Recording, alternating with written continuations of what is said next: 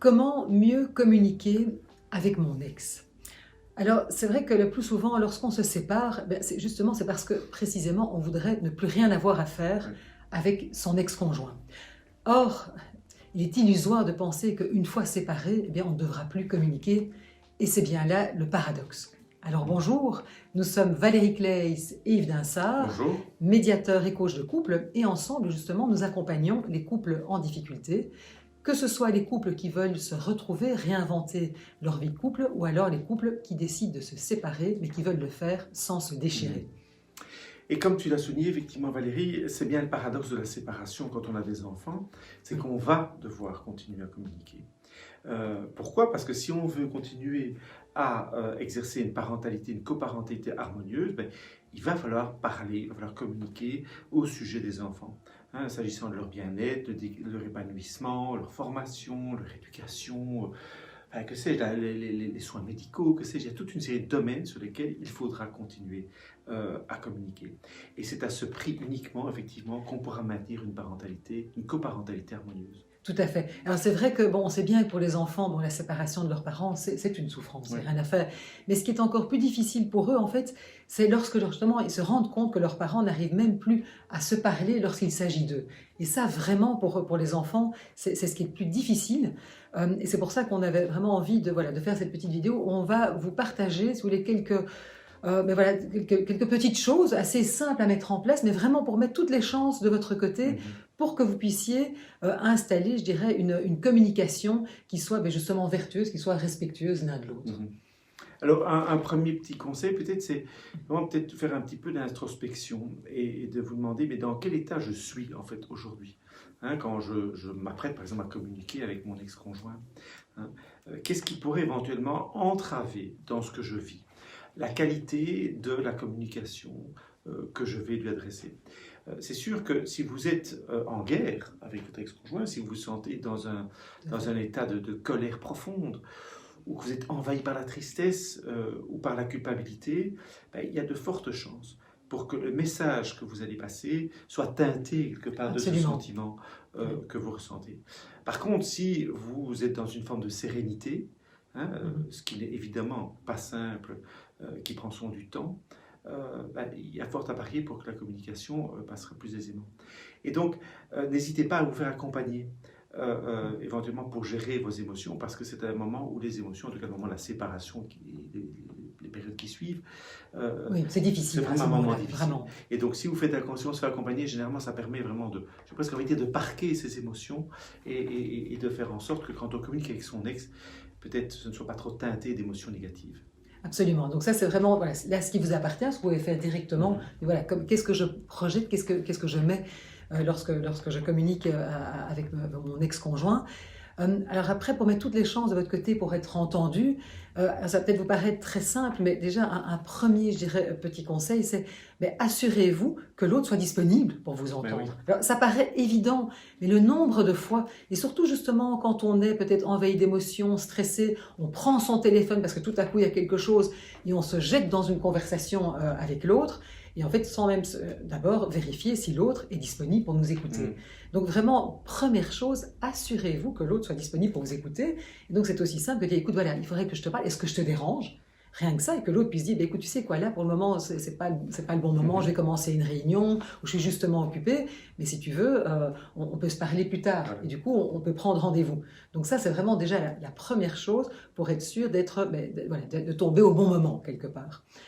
Une autre chose aussi, c'est de se dire, mais au fait, quel est le canal que l'on va utiliser pour pouvoir communiquer? Parce que c'est vrai qu'on peut communiquer justement par téléphone, ça peut être un SMS, ça peut être un message vocal, ça peut être un mail. Mais on n'a pas la même sensibilité. Exactement. Et ça, c'est vraiment quelque chose dont on s'en rend compte dans nos séances de médiation. C'est vraiment un point sur lequel on va vraiment travailler, insister avec les couples qui viennent chez nous justement pour se séparer. C'est mais comment, maintenant vous n'êtes plus sous le même toit, parce que c'est ça en fait. Avant, on était tout le temps ensemble, mais ici, maintenant, vous êtes séparés. Quels sont les canaux que vous allez utiliser pour pouvoir communiquer et de vraiment se mettre d'accord, ok, si c'est juste un petit truc rapide, ça peut être un SMS. Si par contre, on a vraiment un problème de fond avec un de nos enfants, à ce moment-là, on se prend rendez-vous. Mais donc, c'est important de pouvoir en parler parce que c'est vrai qu'on n'a pas, comme tu le dis, toujours la même sensibilité. Oui. Alors, un autre conseil, peut-être, c'est d'être le plus au clair possible avec vos besoins quand vous communiquez avec votre ex-conjoint. Très souvent, comme tu dis, un peu parfois sur le coup de l'émotion, Tout à ou d'un fait. événement qui est arrivé aux enfants, eh bien, on prend son téléphone, Oui, voilà, on appelle, et dans le fond, est-ce qu'on a vraiment interpellé son besoin ici? Quand je t'appelle, quel est mon besoin? Qu'est-ce qui est tout à fait. important pour moi? Et c'est vraiment en vous connectant à ces besoins que vous serez le plus juste, le plus susceptible, en fait, de passer le message que vous souhaitez faire passer à votre conjoint. Et un conseil qui est aidant et qui vous permet vraiment toujours de vous recentrer sur vos besoins, c'est de parler en jeu. Hein, quand vous exprimez, et que ce soit quel que soit le canal, hein, que ce soit un email, que ce soit téléphone, de parler en jeu.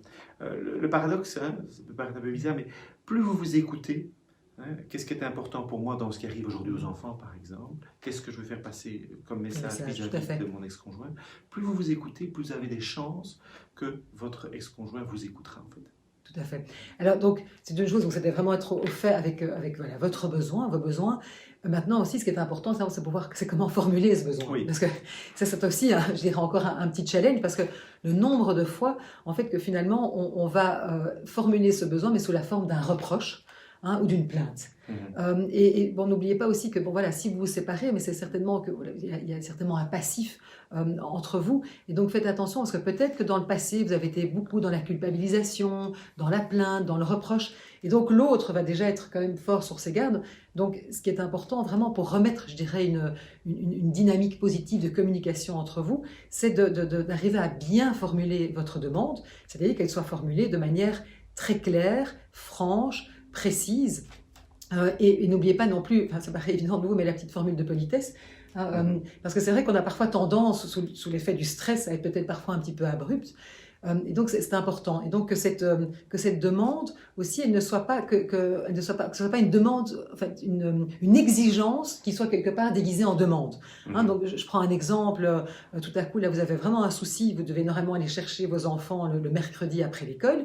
Il se fait que vous avez une réunion, mais hyper importante, à laquelle vous devez absolument assister. Bon, vous pourriez très bien, premier cas de figure, appeler l'autre. Écoute, il faut que tu ailles chercher les enfants à l'école parce que moi je suis super. Parce que voilà, on est énervé. Ben, l'autre, enfin, je veux dire, c'est plus une demande, ça. Enfin, je veux dire, c'est une exigence. Et donc là, c'est mal emmanché et vous êtes déjà parti éventuellement pour un dialogue pas très agréable. Alors que vous pourriez le faire différemment en disant écoute, voilà, excuse-moi de te déranger, j'ai un énorme souci. Il se fait que là, j'ai une réunion qui me tombe dessus, ce n'est pas prévu, je ne vais pas pouvoir aller chercher les enfants à l'école. Est-ce qu'éventuellement, tu pourrais me dépanner? Mais du coup, c'est tout à fait différent, parce que ça veut dire que là vous demandez, c'est très clair, est-ce que tu peux me dépanner? Mais en même temps, cette façon-là, vous laissez aussi à l'autre la possibilité de pouvoir vous dire, éventuellement, ça ne m'arrange pas. Mais oui, exactement, parce que c'est peut-être que lui ou elle aussi a justement ce jour-là des obligations. Vous voyez, donc ça, c'est vraiment important donc de bien formuler votre demande. Et peut-être le corollaire, c'est que si l'autre, ce qui peut arriver, puisqu'il a cette liberté de refuser, de ne pas accéder à votre demande, si l'autre donc n'accède pas à votre demande, évitez de juger. Oui. Hein. Pourquoi? Parce qu'on a tendance toujours à considérer notre point de vue. Or, on n'a pas vécu la même chose, a fortiori quand on n'est pas sous le même toit. Donc, ce qui peut arriver aux enfants, par exemple, peut être perçu tout à fait différemment, Tout à fait. suivant que moi j'étais avec les enfants et que toi tu n'étais pas avec les enfants à ce moment-là. Et donc, le piège dans lequel on peut tomber dans ces cas-là, c'est de croire que l'autre, je sais presque envie de dire, le fait exprès. Quoi. Mais surtout quand on a été blessé, oui. il ne faut pas oublier quand même qu'on sort parfois d'une relation. Oui, donc c'est une sorte de, difficile. ça pourrait raviver en fait, un mécanisme de rejet, à la Tout à limite, fait. d'opposition. Hein, de toute façon, tu n'es jamais d'accord. Hein, de toute façon, voilà.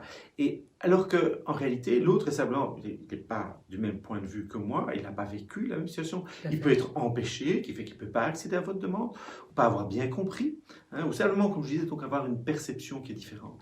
Et donc, ce qui est très important, c'est vraiment de laisser à l'autre le bénéfice du doute et de vérifier le pourquoi, hein, par exemple d'un refus, avant de juger trop rapidement. Tout à fait. Et justement, ça nous amène à dire, mais en fait, c'est vraiment apprendre quelque part à pouvoir écouter l'autre, mais à se mettre dans ses chaussures, en fait. Et de se dire, mais au fond, ici, est-ce que je peux, à un moment, vraiment faire preuve d'empathie, de dire, mais qu'est-ce que l'autre peut-être ressent, quelle est la position de l'autre? Parce que c'est vrai qu'on a parfois tendance à te mettre en opposition avec l'autre. Là, à se dire, mais non, tiens, au fond, si je me mets dans ses chaussures, ok, est-ce que je peux l'écouter comme ça?